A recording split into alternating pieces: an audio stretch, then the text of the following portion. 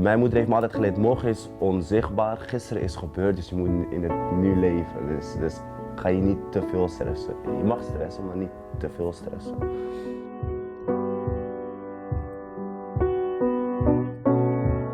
Walking down the avenue, looking out for something new. It's the right time to give in, the right time to lose, to begin again, maybe win again. All I want is to talk to you,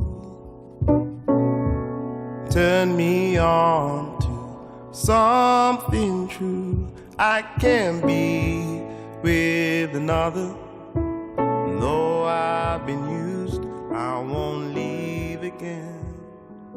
Help me to the end. Ja, aan mij ligt het simpel. Dit is geduld, dit is geen geduld. Dit is hyperactief, dit is 4 keer nadenken. Dit is meestal niet nadenken, dit is altijd 5 keer nadenken. Ja. Mijn naam is Naïb Hamidi. Ik ben 25 jaar oud. Ik ben laatstejaarsstudent op Hogeschool Utrecht, opleiding CNV. Afkorting staat voor cultureel maatschappelijke vorming. Daarnaast, ik kom zelf uit Afghanistan, mijn roots, mijn originele afkomst. En wat doe ik daarnaast? Ja, mijn hobby's zijn fitnessen, voetballen. En voor de rest werk ik in een jeugdgevangenis, op dit moment 2 jaar, in Lelystad. Ik ben een persoon die geduldig is. Ik was vroeger altijd zeg maar, echt een doener. Ik deed heel veel dingen gewoon zonder nadenken. Ik merk nu zeg maar, dat ik veel meer bij nadenk voordat ik iets ga doen of zeg. Misschien wat te maken met volwassenheid of meer bewust van jezelf. Dus ja, ik ben wat meer denker geworden. Geduldige persoon. Ik kijk ook altijd, als ik mijn vrienden, ik heb ook wel eens mijn vriendenkring gevraagd hoe zij mij zien, zeg maar. Ja, zo'n persoon die altijd het positieve inziet in elke persoon.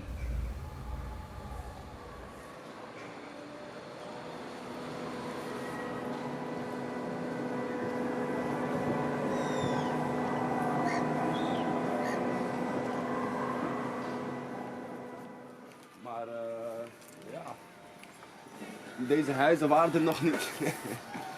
Dit is nu allemaal mooi aangebouwd en zo, maar dat was nog allemaal niet.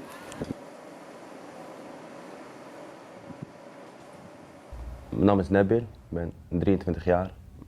Ik ben geboren in Afghanistan. En om mijn 7e zijn we hier naar Nederland toegekomen. Ja, een vluchtelingenkamp gezeten, meerdere zelfs. Na een tijd mochten we naar Amersfoort gaan. Mijn vader woont in Amersfoort, dus gingen we met z'n 9 in 3 kamers slapen. Het was gezellig. En ja, dat was hoe ik hier was gekomen. Wat ik nu doe, ik werk in een callcenter. Ik ga naar school 5 dagen in de week en ik werk 6 dagen in de week. Ik ben heel erg sociaal. Ik lach de hele dag. Ik ben heel positief ingesteld. Ja, hoe zeg je dat? Optimistisch persoon ben ik.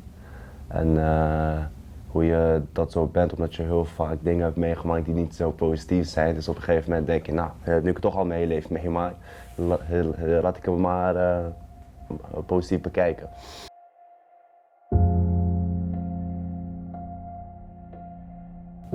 Ik werd op een dinsdag werd ik opgepakt, een inval. Dat was op 7 oktober.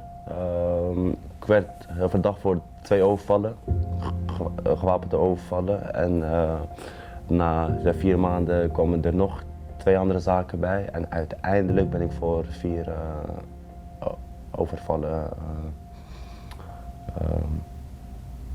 Hoe zeg ik dat ook alweer? ja, aangeklaagd en uiteindelijk veroordeeld.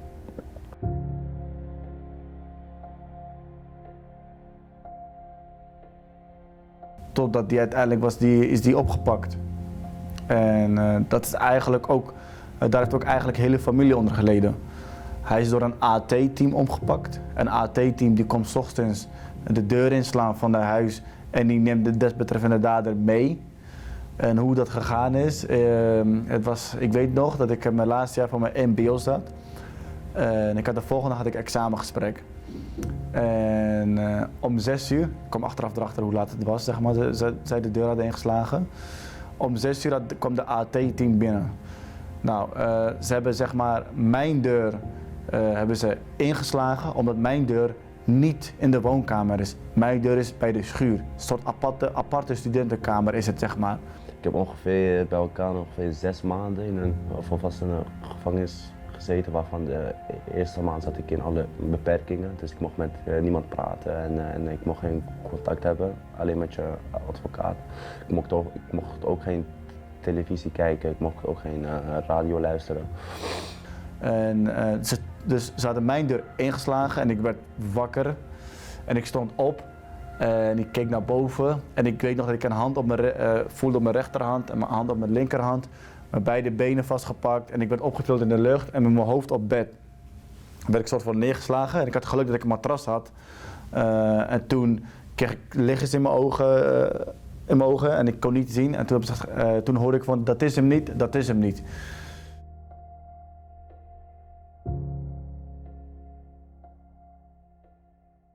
Als je geen geduld hebt, dan gaat het heel snel mis. Als je niet kan wachten, als je niet heel lang kan wachten, als je het niet pas over een maand wil hebben, maar morgen wil hebben, dan ga je dingen doen die niet kunnen natuurlijk.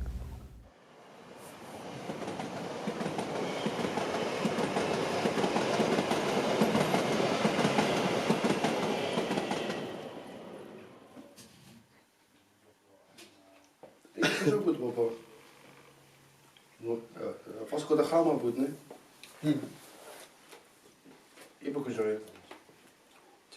Ja, Vasco da Gama. E In Afghanistan. Afghanistan, né? Nee, ben je zo. Ik heb het zeg maar in het begin echt als boos ervaren en daarna wel echt een soort van groei van onze band van elkaar zo ervaren. Het werd meer van boos naar fijn en helpen elkaar en positief kijken. En het mooiste is, onze band begon met opbouwen in de gevangenis. Ja, ja, klopt. Toen zeg maar dat wij daar klopt. stap voor stap van, wat ga je nu doen en hoe is dat en hoe zit dat dan en hoe zit dat? Hoe gaat het met school? Welke school ga je inschrijven? Ja, je begon je beter te begrijpen. Ja.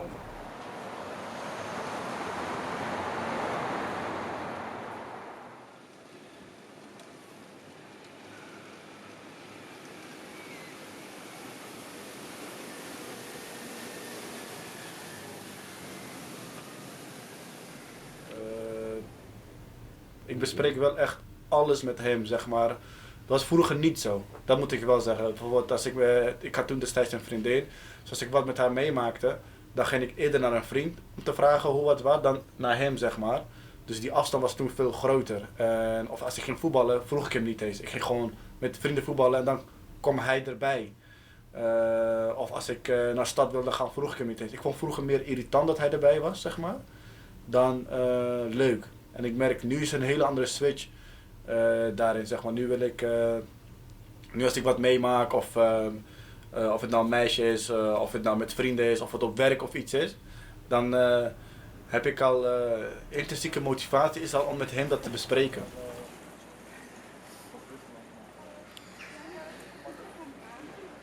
Wat ik leuk vind om met hem te doen is mijn vrije tijd met hem doorbrengen. Bijvoorbeeld, we houden allebei van gamen, dus we gamen dan online met elkaar of tegen elkaar. We hebben dezelfde vriendenkring, dus als we met vrienden wat gaan doen, zoals uitgaan, samen wat eten, dat soort activiteiten doen we gewoon vooral samen, man. Of gewoon naar de stad gaan of iets. Maar als ik mijn vrije tijd iets wil doen, dan is hij wel zeg maar 9 van 10 keer de eerste die ik heb van ben je vrij.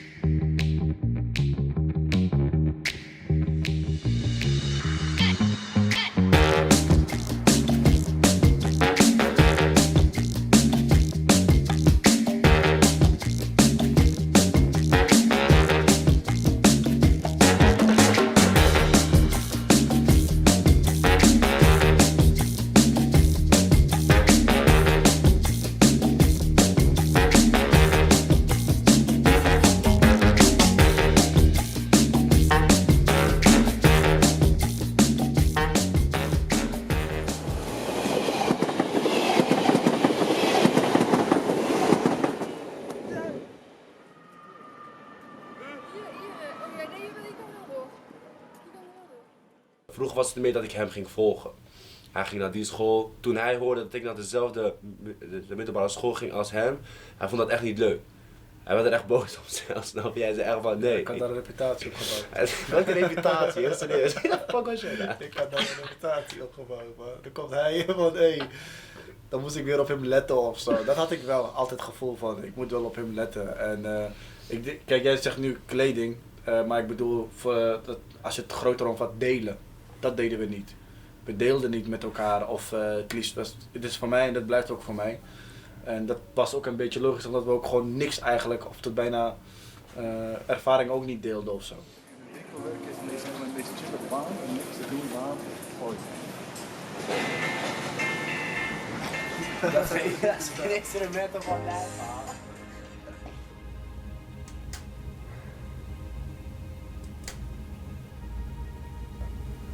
Dus de minste eigenschap is wel dat hij te vaak doet en weinig bij nadenkt voordat hij het doet. Hij mag meer socialer zijn, vind ik. Hij mag ook meer energie hebben. En hij wordt ook wat ouder. Dus wanneer je ouder wordt maak je ook wat belangrijkere keuzes, meer verantwoordelijkheid. En ik denk dat hij daarin wat langer stil bij mag staan voordat hij echt een keuze maakt in zijn leven. Hij is een heel rustig persoon. En ik als een ongeduldige persoon, het is niet dat ik me daaraan irriteer bijvoorbeeld. Maar soms kom ik thuis en dan zeg ik tegen hem, kom naar Amsterdam. Ik zeg, kom, fuck it, kom. Hij zegt, nee. En dat is het moment waar ik mij het meest aan krijg van, je gaat toch niks doen. Hey, nee, je bent echt goed, bro. Vind je echt goed, man. Toen je 13 was.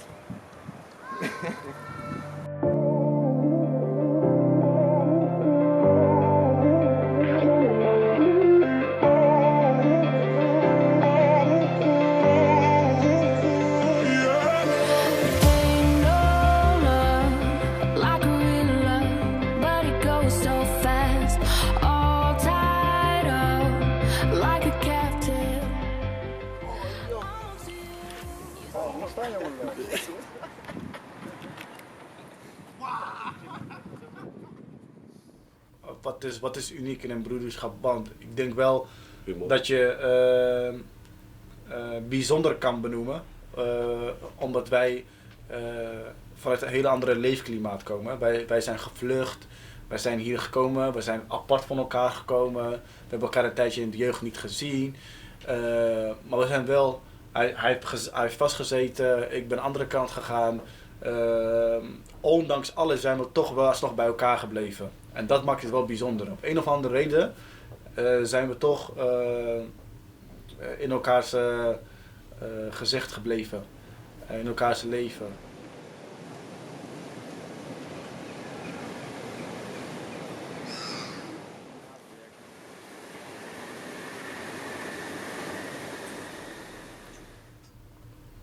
Op het moment dat jij echt ging vastzitten, want toen viel je echt neer. Toen jij vast zat, toen zag je echt dat mijn moeder je kwam bezoeken en ging huilen. En toen zag je echt de pijn in ons allemaal, wat je gedaan hebt. En toen werd het voor jou bewuster. Want dat heb je zelf ook verteld. De motivatie dat ik daar binnen zo snel eruit wilde, is omdat ik naar mijn familie wilde. Ik heb toen pas echt gezien hoe pijn ik iedereen gedaan heb. En door middel van dat je het gezien hebt, zijn we ook opener gaan worden. En daarin ook met elkaar meer gaan delen. Positiever gaan worden. Steun werd meer. We werden toen een echte familie. Het was eerst een beetje losse zand. En daardoor ben jij ook positiever gaan denken. Dat er altijd kansen zijn.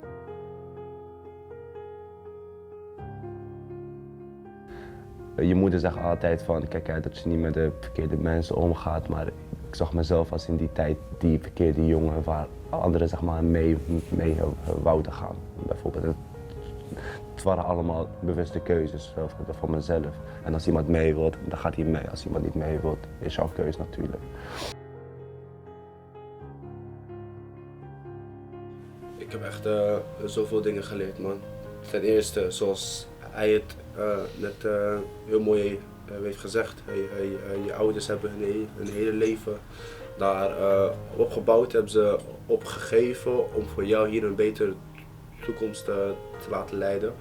En dan verpest jij het zo voor hun, begrijp je? Dus het is meer van, je wilt ze echt nooit meer teleurstellen. Je denkt van, jullie hebben een hele leven daarop gebouwd en jullie zijn hierheen gekomen en dan ga ik dit doen eigenlijk. Met als reden om een beter leven voor ons allemaal te kunnen krijgen. Maar het is totaal mislukt.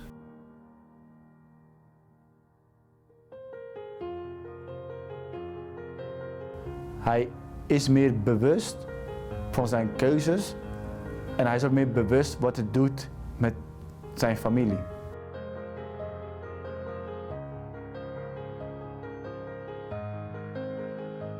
Ik ben het meest trots op hem, over zijn groei en de discipline die hij heeft. En dat hij een hele andere denkmentaliteit heeft dan toen. Maar vooral zijn discipline. Want hij blijft het gewoon volhouden, ondanks dat hij geen VUG krijgt. Blijft hij gewoon volhouden en gaat door met leven. Hij denkt nu ook veel meer in oplossingen dan van ik gooi de handdoek in de ring.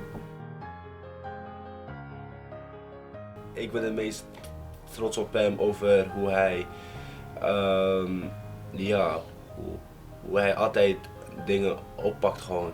Je moet weten dat jeugddetentie, hoe hij erin is gekomen, hij heeft het zo goed opgepakt. Dus ik ben echt trots met waar hij mee bezig is qua school, qua werk, qua wat hij nog meer achter de schermen doet, zoals dit zeg maar.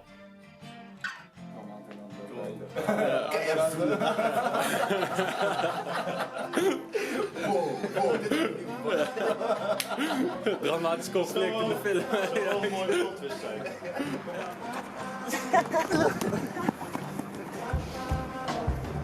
Nou jongens, wat een broederschap.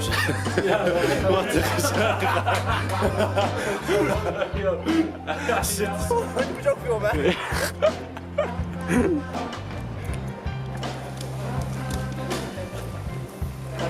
Nee, dat is een mooi pad, hè? Ja, dat is wel. Ja, top. Gewoon naar Italië, ja.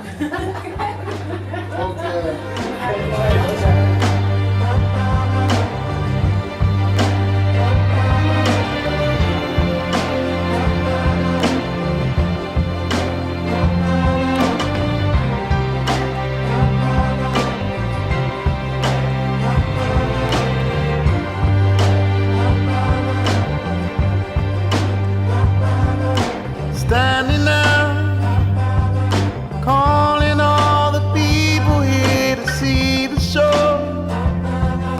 Calling for my demons not to let